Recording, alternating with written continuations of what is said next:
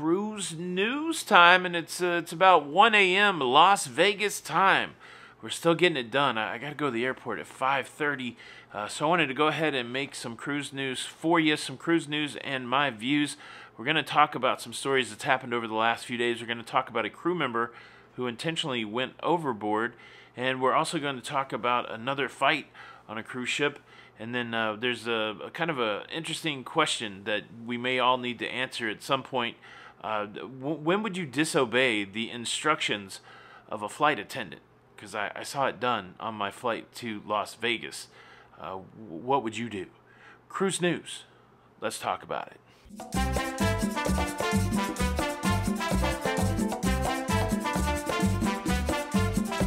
Hey, what's up, everybody? Welcome to Lido, Loca.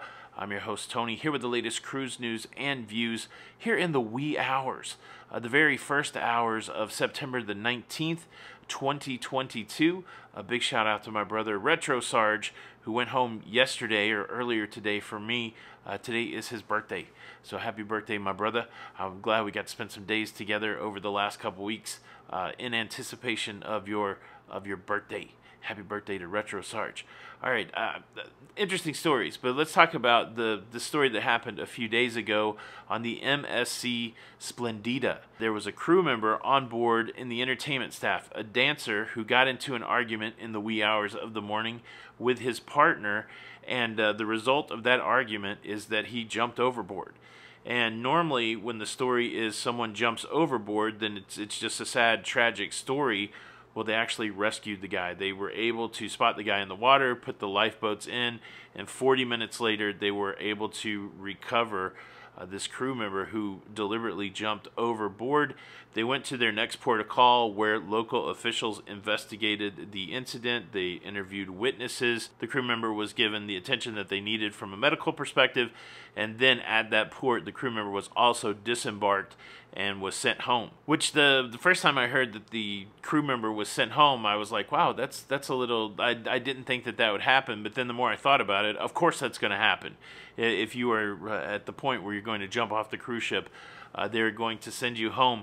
There's a lot wrapped up in that story. So first and foremost, glad that it didn't end tragically, glad that someone's life was not lost. But it does highlight probably some of the challenges and some of the pressures as consumers of cruises that we don't necessarily feel completely. Crew members working 7 days a week for months on end, trying to manage interpersonal relationships, romantic relationships, professional relationships, all of that wrapped into living in a small cabin on a cruise ship, trying to entertain us. Which is, it's a wild thing, right? I mean, we all make our own choices. I'm not, going someplace like that. But sometimes we get in our own heads and we're enjoying our own vacations, and sometimes you lose track of the fact that there are other human beings trying to do life in what could be a stressful circumstance. So, with all that said, hopefully the person de-stresses, gets the help that they need if they need help, and that everything will be well for that person. But then in addition to that, hopefully, let's just have a positive thought for crew members in general, working their tails off, probably in stressful situations. But wow, that's an interesting story from a lot of perspectives, but very rarely do we have a story of anybody going overboard for any reason, being recovered.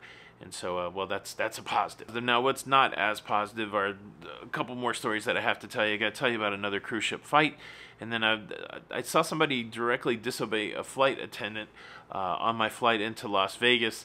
It was a tough call this person made. I'm going to tell you all about that, but first, let me quickly invite you to subscribe. If you like staying up to date with everything that's going on in cruising, please consider subscribing with the notification bell on.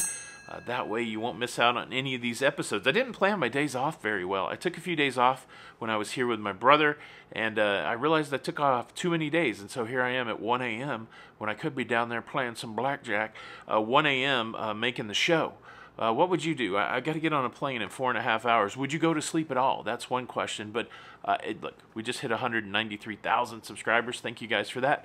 We're trying to get to 200,000 subscribers by the end of the year. So if you've ever considered subscribing and you've been watching, it doesn't cost anything and it helps us out. Please consider subscribing. Thank you in advance. Cruise news story number 2. There's been another fight on a Carnival cruise ship. This video right here is from the Twitter account of Parker Branton.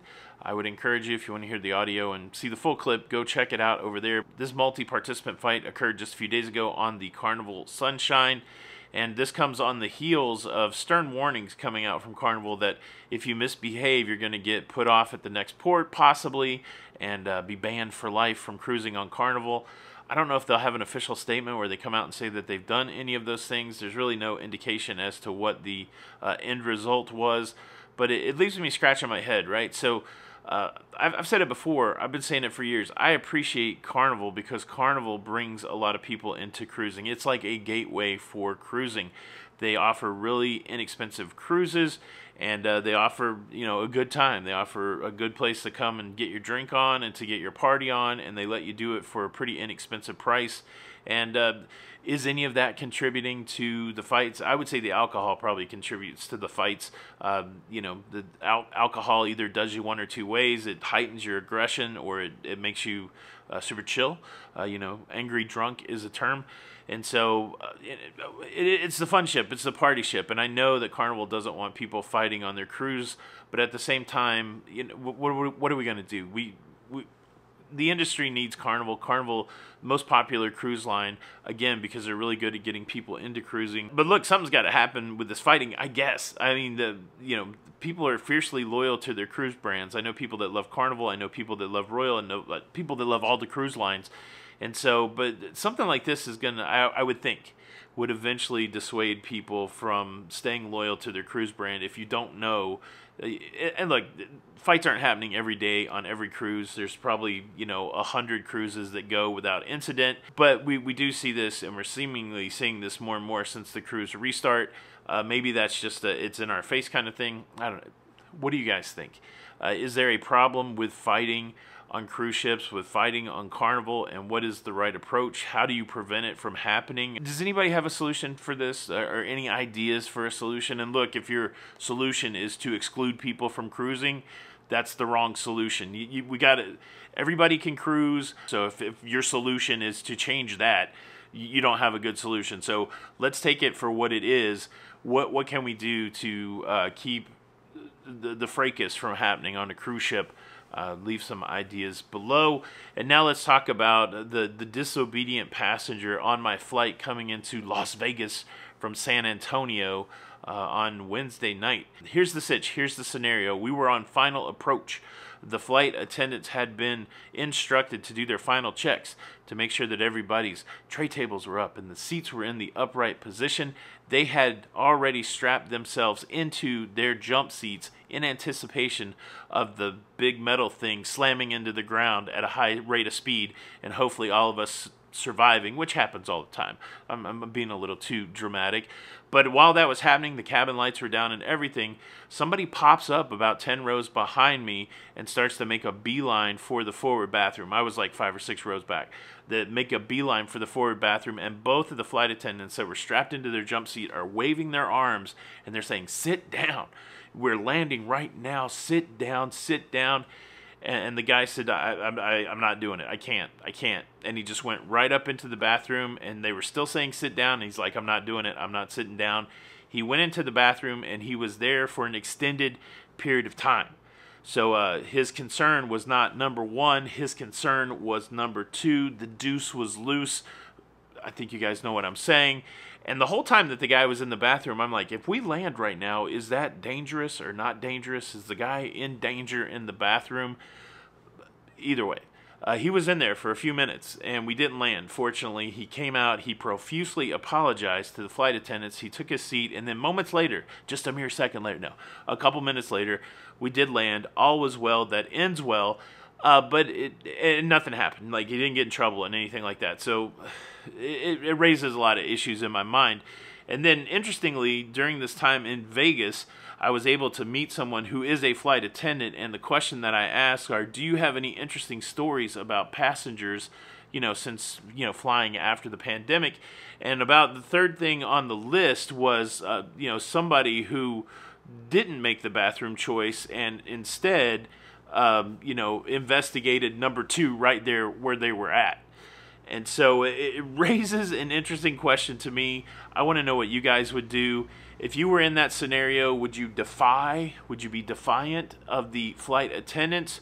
Or would you just, because the plane's getting ready to land, you're not supposed to get up, in your choose your own adventure deal, would you just make pudding where you sat?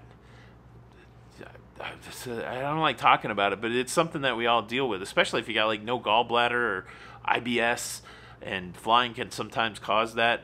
What would you choose? And should the people that chose to bum rush the bathroom in the middle of the final approach, should they get in trouble? Is there anybody that works in aviation? Should like legitimately, should the person that disobeyed the flight attendant and took care of the business in the bathroom, should they have gotten in trouble? You make the call. All right, that's the show. I'm probably on an airplane right now, hopefully not having any of those issues, but I hope you guys are having an excellent Monday. I got to pack the rest of my stuff up and get ready to head to the airport at 5:30, and I think the casino's still open. So the fates could be tested, or I could go to sleep. Maybe I'll let you know in the next show. All right, thanks so much for checking out the show today. I hope you enjoyed it. You can do me a favor by hitting the like button, and unfortunately, if you don't hit the like button, well, the very next time that you're in a situation where the call of nature is going to make you do something, well, you're not going to have easy access to the facilities, as it were, and then you will really be on your choose your own adventure deal.